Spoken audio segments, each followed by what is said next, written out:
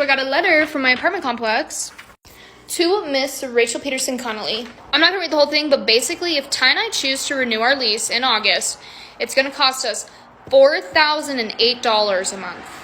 We live in a 2-bed, 2-bath in South Denver. Just so you don't think I'm making it up, we would be paying almost as much as my parents do for a 7-bedroom, 11-acre house. Colorado, y'all are on some crack cocaine. This house right here was just listed for rent for $5,900 per month. Unfortunately, this is the kind of greed we see destroying so many wonderful family neighborhoods here in the town I live in. And as you can see, it's just in a plain Jane, regular single family house neighborhood. According to the listing, in order to move in here, you're going to have to pay a $3,000 deposit. That's on top of your first month's rent of $5,900. So with a renting price of $5,900 per month, or about $6,000, that means to conventionally qualify, making 2.5 times the rent, you'd have to bring in about $15,000 a month, or over $175,000 a year to rent this single family home. It gets even worse. Now when we take a look at this listing, you see that it's just pretty much an average house. Doesn't have a beautiful view or anything special. 3-bedroom, 2-bathroom, 1,700 square feet. But if we scroll down, if you're the type of person that wants to have a dog, you can see here in the listing, they'll allow it, but you have to pay them a $1,000 fee and pay them another $1,000 deposit. That on top of the $6,000 plus the $3,000 deposit plus this $2,000 means $11,000 for you to move in for 1 month. And when I check other listings on Zillow, I'm surrounded in this neighborhood and the neighborhoods nearby by houses roughly the same size or bigger for between $2,500 and $4,000 a month. What do you guys think? Do you think we should be renting out single family homes like this on a monthly, a weekly, or even a nightly basis? What do you think it's doing to the community? So I live in a townhome and they just recently increased our rent. So when we first moved in, it was 2021 and we were paying $1,910 a month. That includes our internet, so that doesn't include, other utilities. So that to me was expensive, and I was like, that's really expensive. So this year when we signed our lease, they said that they were going to increase our rent. And then to find out when they did increase it, it was actually $300. So the increase was $300. So now with that increase of $300, I just don't understand how people can do this. So I don't understand how they expect people to live, because between me and my husband, we make enough that we should be able to live comfortably, and this is a stretch. I have my brother that lives with me as a roommate, luckily, but this is just absolutely ridiculous, and I don't understand how people who are living off of minimum wage, which is literally $15 now, how are you guys surviving? How are you guys buying groceries? How are you guys having children? How are you guys paying for your car payments? I just don't understand, how much longer is it going to be before people are literally just homeless at this point? And they're just taking all this money and people are just suffering. And I just don't understand how anybody can fucking afford anything right now. It's just fucking ridiculous. People are going on a rent strike. Check this out. Hundreds of people in Toronto yesterday went on strike and literally are protesting because their rents keep going up and they've stopped paying their rent. And this is not the first time this has happened. This is actually happening more and more often. Now ask yourself why. Well, let's take a look.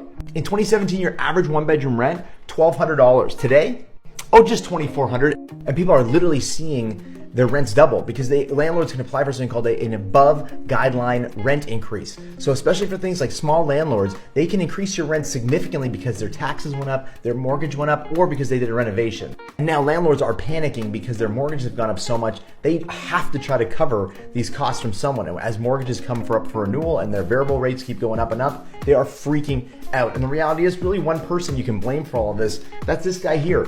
TIFF acknowledged that they misjudged inflation early on. They reacted way too late. They should have started increasing rates very quickly when they saw the inflation numbers get out of hand.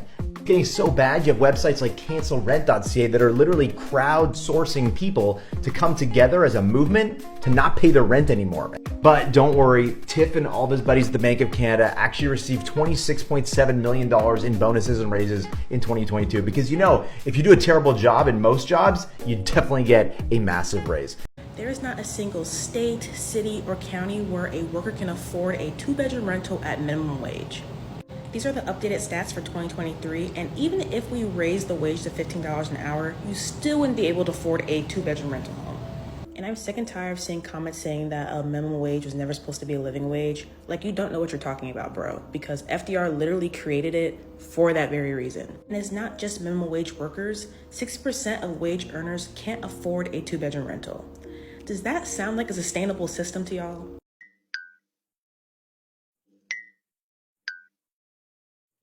You want to know what's funny, right? The average cost of rent rose up from $2,000 to $3,000, right? And if you're supposed to make 3 times the amount of your rent in order to qualify to be able to rent a place, that means you had to make $9,000 a month, meaning you had to make over $90,000 a year, right? Come here. That means even if you were to make $25 an hour at your job, you still would not be able to afford to stay at a place by yourself. And people are saying, oh, we'll just get a roommate. Nobody likes roommates. And you can't even rely on the roommate to either come up with their half of the rent. And if anything, they're more of a liability. Putting their name on the lease is even more stressful. And notice how we're just talking about renting. We're not talking about getting a house because virtually that's just impossible at this point. So yes, none of this is fun. Being an adult isn't fun. Give a damn about a hater when I feel like it. Not today, not today, not today, not tomorrow. Get out my way, please, I'm tryna get paid. Not today, not today, not today, not tomorrow. Get out my way, please, I'm tryna get paid. I've been broke for 27 years, I ain't going for 28. Been seeing you niggas flexing and finessing the shit. You know I ain't never ate. Been seeing you shining, all that designer. You ain't get your little bro plate. I really think this could be your new home. Oh, amazing. Can you believe it's only £1,200 a month? $1,200 a month? It's a bargain, isn't it? Let me give you the tour. Here we have a commodious and sheltered sleeping zone tucked away subtly in the corner there. It's a dog shit little bed. Here we have a nifty and homely area where quaff vessels can be refilled. It's a dog shit little sink. And here we have a tasteful cleanliness expanse perfect for relieving the human frame of any malodorous fragrances. It's a dog shit little shower. And here we have a window. And that concludes the tour. Is this all there is? Where am I meant to piss? I showed you the window, didn't I? I'm not pissing out a window. I'm not at uni anymore, pal. And for £1,200 a month, I'd at least expect a garden or somewhere outside to hang my clothes to dry. Well, why not hang them out of the piss window, the regular window hole? Is that a rat? Yep, the landlord has installed pets in the property, all completely free of charge. Come on, mate. Do you really expect someone to pay £1,200 a month for a one-room, rat-infested apartment that doesn't even have a toilet?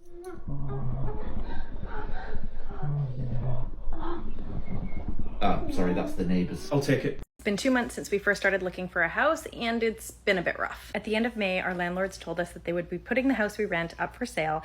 2 weeks later, it sold, and 2 weeks after that, we received notice from the new owners that they would be moving in. The only way that new owners can kick current tenants out is if they actually move into the property themselves or one of their direct family members, and that's what they're doing.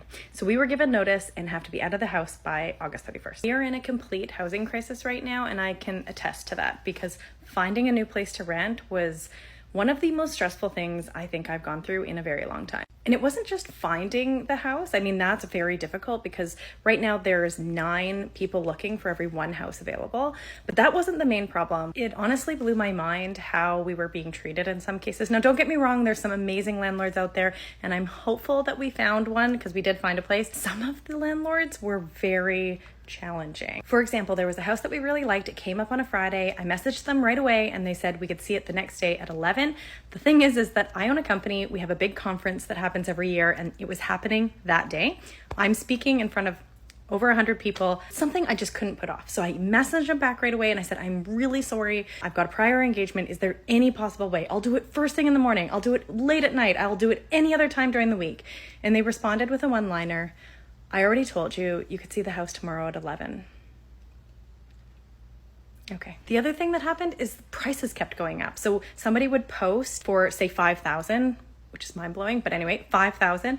Message right away, yes, you can come see the house. 10 minutes later, I'd get a notification that the price had increased to $5,500.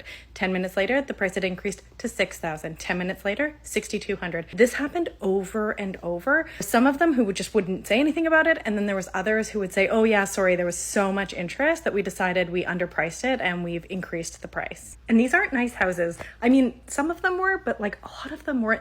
There was one house that we went in and it was filthy. It had yogurt containers all over, like closed yogurt containers out of the fridge, all over the ground. It smelled like really bad. It was dirty, they're run down, and they wanted $5,300 for it. In the end, we ended up finding a house. I would love to say that it's our perfect dream house. We're super happy. I'm not entirely sure yet, but we are moving in 1 week. I can tell you all about that story, but I'm already running out of time. So I will make another video about our new house. There's not going to be a swimming pool, you stupid slut. There won't even be a house. Anybody else think it's like fucking asinine to see all these buildings and all these apartment complexes being built? It's like, okay, first of all, nobody can afford to move into those places, and there's a lot of apartment buildings that are vacant, that are brand new, that are vacant. And this one is like, I see them all over the city I live in, and it's just like, that's just going to be another one that's vacant. And then at the bottom of them, they have commercial spots where you can rent and open up your business. But people can't afford that rent to run a business. So it's like, it's just a giant fucking building taking up space that priced people out of the homes that were there before, just to erect a giant building that's completely vacant just to take up space. It's like, you guys are just building shit for no reason. And it's fucking up the traffic in the city. And when I drive by and I see that it's just another commercial building, it's just another building that has a bunch of vacant homes in it, like, it's pointless. This message is to any and every apartment complex in the world. Well, probably just in America if we being for real. Y'all already have unrealistic expectations of us. Expectations that y'all don't even fulfill. Let's normalize transparency in pricing. Because why am I spending all day touring places for the prices that y'all have online? I know prices change daily. Don't start. When I sit down with you, you have an $150 monthly fee. You have a $30 fee that you can't. I don't use cable. I don't watch TV. Valet trash, I'll take my trash outside. Like, be so for real. Y'all don't even pick up the trash when it's valet. I'll be adding it than having trash all out on the ground. Raccoons and shit everywhere. The very least you can do is just be straight up. Like, if it's going to be $1,400, if it's really not $950 and it's going to be $1,400, say that. I feel like it should be illegal at this point to not. And what the hell?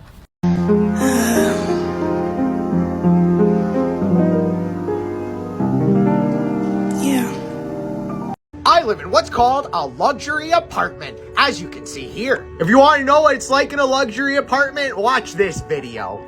My luxurious apartment's called The Lofts at Harmony Mills. It's a real great luxury experience. Last week I showed you the trash chutes. I love the trash chutes, especially when, what's going on? Is that a little water going on in here? Holy potato sauce! There's a gosh darn rotten hole in the third ceiling! Well, I guess every now and then you might get a leak blowing out the ceiling at the Lofts, but hey, at least the trash chute's clean this time.